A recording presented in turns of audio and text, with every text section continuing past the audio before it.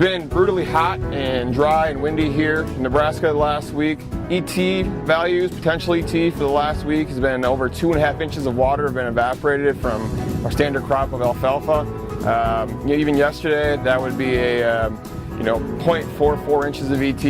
We put a crop coefficient of 80% on that for a cool season grass. That's still about 0.35 inches of water was lost to the atmosphere with these 90-degree temperatures. We have some humidity, but it's really the wind to disturb that humidity around the boundary layer and the sun that we have in these long days in June. So things are really drying out. It's making it very obvious that we have root diseases. If we have an issue, we had that cool, wet spring.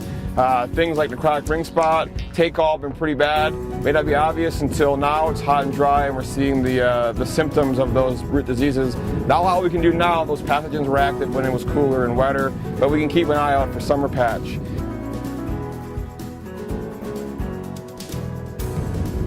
The dry, desiccating, hot conditions have been good for us in our research because we've installed this turf view camera here in the plots that monitor different levels of irrigation on our push-up green.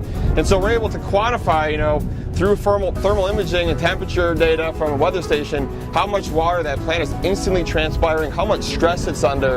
And so we can really use a system like this to really estimate the amount of water use and become a little bit more precise in how we water in the afternoon. We're validating all these thermal images with different sensors on the ground to measure the water stress of the plant. So what's the take-home message here? Well, the thing that's really obvious from the thermal camera is that when we water in the morning, that plant has more available water in the soil to cool itself with, and so we have cooler plots.